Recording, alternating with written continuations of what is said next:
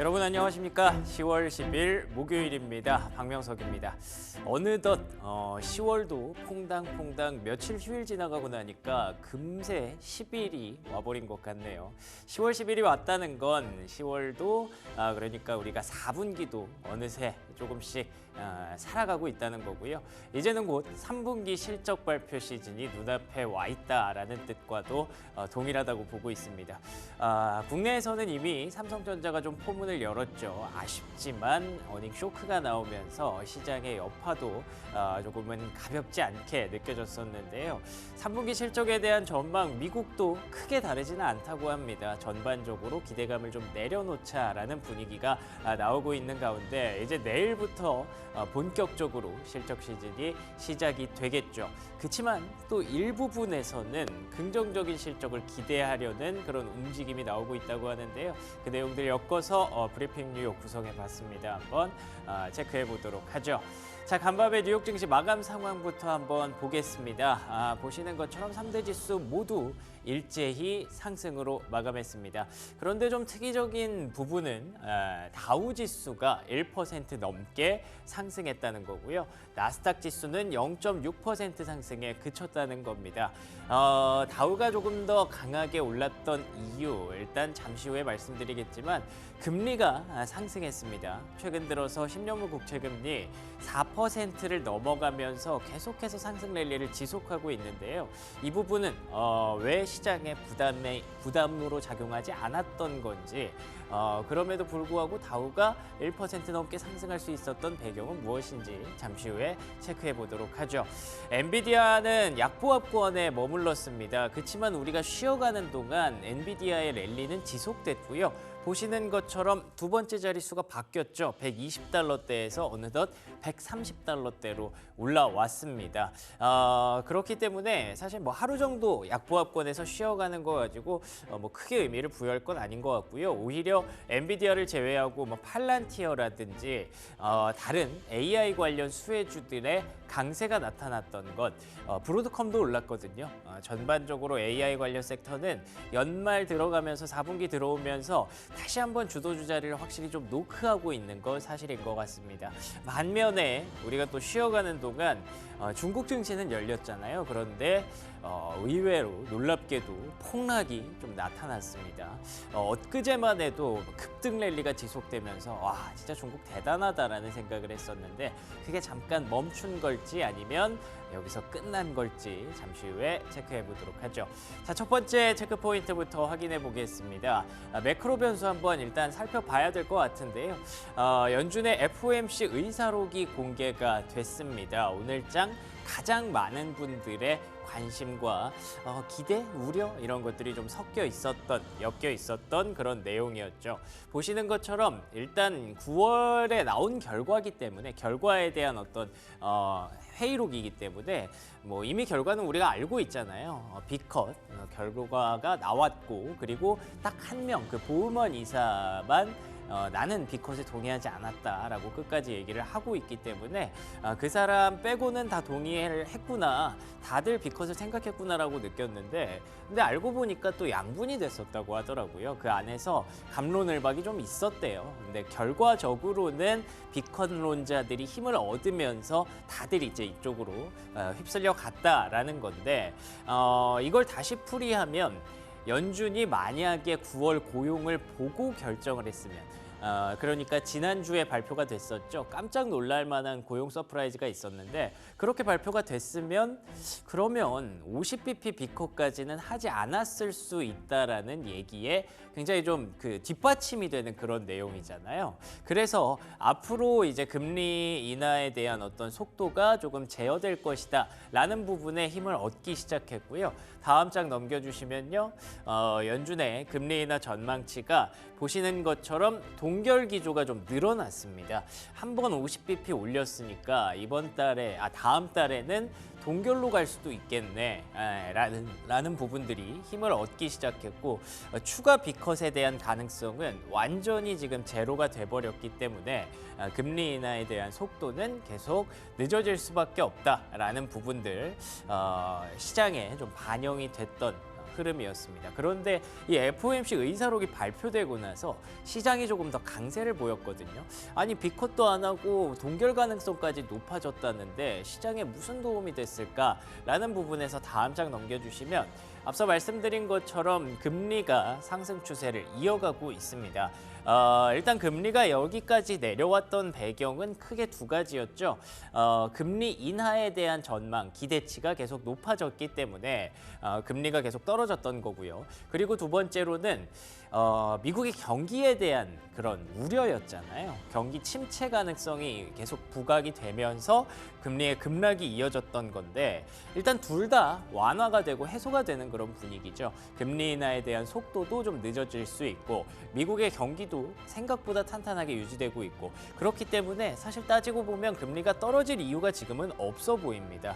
그렇기 때문에 좀 올라가는 거고 경기가 좋다는 건 주식시장의 나쁜 재료는 아니기 때문에 금리가 상승하는 게 결국 굿뉴스 이즈 굿뉴스로 해석이 되면서 시장에는 긍정적 분위기가 이어졌다고 볼 수 있겠죠. 그렇지만 이 4% 넘어가는 금리는 이제 슬슬 신경 쓰이기 마련이고요. 금리 인하에 대한 그 부분들을 감안했을 때 또 반대로 생각해 보면 경기가 반등하면 물가가 또 빠르게 상승할 수 있어서 그걸 우리가 걱정하는 거잖아요. 그런데 다음 장 넘겨주시면 물가에 대한 상승 우려가 꺾인 배경이 있습니다. 유가 때문이죠. 국제 유가가 우리 쉬는 동안 이렇게 큰 변동성이 좀 있었어요. 중동에서 휴전 얘기가 나오고 있습니다. 미국과 서방 국가들 그리고 이스라엘, 이란 이렇게 휴전 테이블에 좀 앉았다라는 내용이 일단 이스라엘 언론을 통해서 밝혀졌고요. 아무래도 미국 입장에서 대선을 좀 눈앞에 두고 있는 상황, 이 유가의 급등세를 그냥 가만히 두고 볼 수는 없었다는 판단이 섰던 것 같습니다. 그래서 유가가 올라오지 않는다면 금리와 유가가 다 같이 올랐으면 시장이 부담이 됐을 텐데 유가가 올라오지 않는 선에서 다시 말해서 물가가 상승하지 않는 선에서 금리가 올라간다는 건 시장의 나쁜 재료가 아니었다라고 해석을 하는 거죠. 그렇지만 어쨌든 금리가 상승하면 성장주는 좀 부담이 되니까 나스닥보다는 다우가 상대적으로 좀 강했다라고 해석할 수가 있을 것 같습니다. 자, 그러면 두 번째 체크 포인트 넘어가 볼게요. 앞서 핀더더 주가 말씀드리면서 얘기를 드렸던 부분인데 중국 증시가 어제 급락을 했습니다. 보시는 것처럼 상해 지수 6%, 4%, 상해 종합 지수 6% 급락했고요. 심천 종합 지수 8% 폭락이 일어났습니다. 홍콩 항생도 밀렸고요. 중국 선전 그러니까 이게 심천 지수를 얘기하는 건데 1997년 5월 이후에 최악의 하루를 보냈다라는 그런 얘기가 있습니다. 그만큼 너무 폭등 랠리가 있었기 때문에 떨어지는 것도 뭐 산이 높으면 골이 깊다고 떨어지는 것도 또 시원하게 이렇게 떨어지는 것 같은데 이렇게 되면 과연 여기서 끝일까 아니면 잠깐 쉬었다가 다시 반등할 수 있을까에 대한 고민이 있죠. 일단 이 하락한 배경에 대해서 다음 장 넘겨주시면요. 중국에서 계속 부양책 랠리를 쏟아내고 있는 가운데 이번에도 부양책이 또 나왔어요. 어제. 근데 그 부분이 조금 아쉬웠다라는 거죠. 보시는 것처럼 No new plans, 뭐 특별한 게 없었다, 새로운 게 없었다라는 그런 지적을 지금 이제는 시장에서 내놓기 시작했습니다. 중국 정부가 1조 위안의 초장기 특별국채를 이미 투입했고 앞으로도 발행을 가속화하겠다라고 밝혔고요. 동시에 내년에 1,000억 위안 규모의 투자 계획 발표를 좀 더 앞당겨서 발표할 것이다라고 얘기했습니다. 이 두 가지 이야기를 놓고 봤을 때 일단 느껴지는 건 뭐 1조 위안, 1,000억 위안 뭐 큰 돈이네. 근데 이미 투입했고 앞으로 가속화할 것이다. 이 투자 계획 발표를 앞당길 것이다. 뭐 구체적으로 뭐 나온 게 하나도 없잖아요. 계획 발표를 앞당길 거라는 건 굉장히 좀 되게 나이브한 그런 얘기거든요. 그렇기 때문에 시장에서 그 부분에 대해서 실망을 했다라는 분석들이 나오고 있고요. 월가에서도 실질 부양책 없다면 랠리가 이제는 사라질 것이다라는 분석도 나오고 있기 때문에 이제부터는 중국 증시의 랠리에 대해서 조금은 좀 옐로우 라이트 정도는 켜고 천천히 좀 접근을 해봐도 될 것 같습니다. 자, 그러면 세 번째 체크 포인트 하나만 더 보도록 하죠. 뭐 중국은 중국이고 사실 중요한 건 계속 말씀드리지만 3분기 실적 시즌이 조금 더 저는 중요하다고 생각을 합니다. HSBC에서도 그래서 이번에 S&P 500에 대해서 실적 시즌 전망을 좀 발표를 했는데요. 엊그제 제가 보여드렸던 자료는 골드만삭스였고 오늘은 HSBC입니다. 근데 얘기하는 게 똑같습니다. S&P 500 3분기 실적 전망치가 전년 대비해서 4% 정도 성장할 수 있을 것 같다라는 게 굉장히 낮죠. 왜냐하면 2분기에는 10% 넘게 올랐었기 때문에 이에 비교하면 3분기부터는 확실히 실적 성장세가 좀 둔화된다라는 부분을 우리가 염두에 둬야 될 것 같고요. 그 안에서 가장 좀 부진할 것으로 예상되는 섹터에 대해서 몇 개 꼽았는데 금융, 임의소비재, 에너지, 유틸리티 이렇게 얘기가 나오고 있습니다. 금융주가 이번 주말부터 실적을 발표하고 실적 시즌의 포문을 여는 업종이잖아요. 그렇기 때문에 실적 시즌 시작됐을 때 조금은 분위기가 좀 어렵게 돌아갈 수도 있을 것 같습니다. 금융주의 실적이 정말 안 좋게 나온다면 전체적인 실적 시즌의 분위기가 좀 안 좋을 수 있다라고 위축될 수 있기 때문에 그 부분이 조금 걱정되는 부분이고요. 유틸리티 섹터가 최근까지 주가 랠리가 지속됐었잖아요. 뭐 컨스텔레이션 에너지, 뭐 비스트라 뭐 이런 종목들 계속 언급을 드렸었는데 이 때문인지 간밤에 좀 낙폭이 좀 가볍지 않았습니다. 이런 부분들 실적 시즌 전에 이렇게 좀 조정받는 부분들 염두에 두면서 접근하셔야 될 것 같은데요. 그래도 좀 희망적인 부분은 IT 커뮤니케이션, 여전히 M7에 대한 기대치는 낮지 않은 것으로 보이고요. 그리고 또 헬스케어, 뭐 최근까지 국내 증시에서도 뭐 거의 주도주 역할을 하고 있죠. 선전할 것으로 예상된다고 하니까 이런 내용들 참고하셔서 3분기 실적 시즌 대비하시기 바랍니다. 자, 그러면 특징주로 넘어가 보도록 하겠습니다. 일단 핀비즈맵부터 보시면요. 뭐 전체적인 그림이 크게 걱정이 없어 보이는 뉴욕 증시라고 제가 제목을 좀 달아봤습니다. 그린라이트 거의 일색이고요. 일부 종목들 테슬라, 구글 같은 종목들을 제외하면 전반적으로 시장의 분위기가 굉장히 긍정적으로 흘러가고 있다라고 봐야 될 것 같습니다. 자, 그래서 첫 번째 특징주부터 보려고 하는데요. 다음 장 넘겨주시면요. 일단 우리가 쉬는 동안 하나의 이슈가 또 있었던 게 TSMC였습니다. 3분기 매출이 전년 대비해서 40% 급증했고요.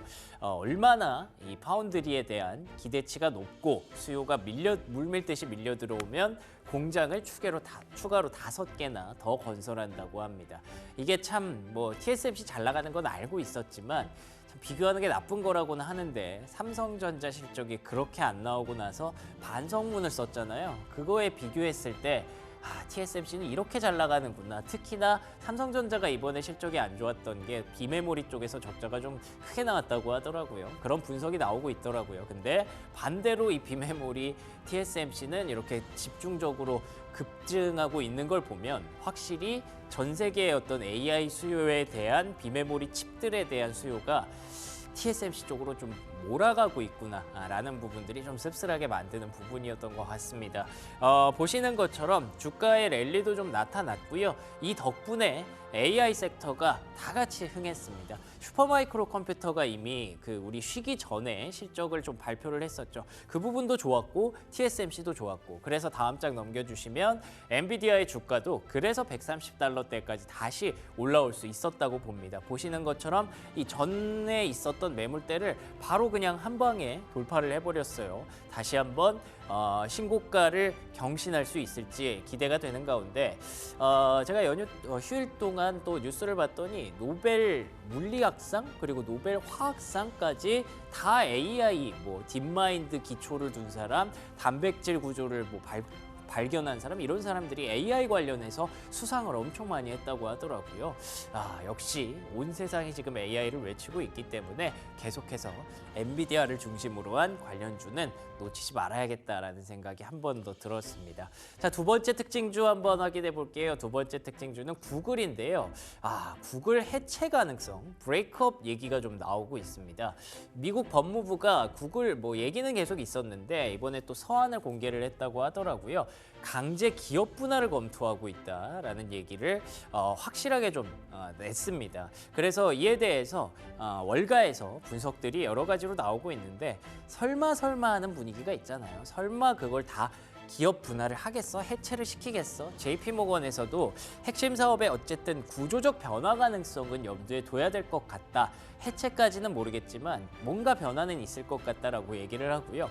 번스타인에서는 핵심을 이쪽에 집었습니다. 계속 이렇게 법무부가 꼬리를 잡고 있는 게 구글의 AI 경쟁력을 약화시킬 수밖에 없다. 지금 투자 갈 길이 바쁜 구글인데 그걸 계속 잡고 있기 때문에 부담이 될 수밖에 없다라는 부분을 지적을 하더라고요. 이제 좀 안타깝죠. 앞서 말씀드린 대로 온 세상이 AI를 얘기하는데 가장 먼저 AI 개발하기 시작한 구글이 이렇게 부진하고 있다는 건 그 안에서도 선별적인 투자가 좀 필요하다라는 부분을 염두해야 될 것 같고요. 마지막 특징주 테슬라 간단히 보겠습니다. 왜냐하면 내일 이제 우리 한국 시간으로 내일 오전 11시에 로보택시 공개 행사가 있을 예정이기 때문에 내일장까지는 크게 변동이 없을 것 같아요. 보시는 것처럼 거의 지금 뭔가 기다리고 있죠, 주가가. 이게 아마 로보택시 기다리고 있는 것 같은데 웨드부시에서 그래도 가장 저평가된 AI 주식이라고 평가를 하네요. 로보택시 공개되면서 우리가 기대하는 AI, FSD 그리고 휴머노이드 로봇까지 좀 나올 수 있기 때문에 앞으로 AI가 가져다줄 테슬라에게 가져다줄 시가총액이 1조 달러에 육박할 것이다라는 분석이 나왔기 때문에 이 부분 한번 내일까지 이번 주까지는 계속 긴장감 있게 지켜보도록 하겠습니다. 여기까지 브리핑 뉴욕이었고요.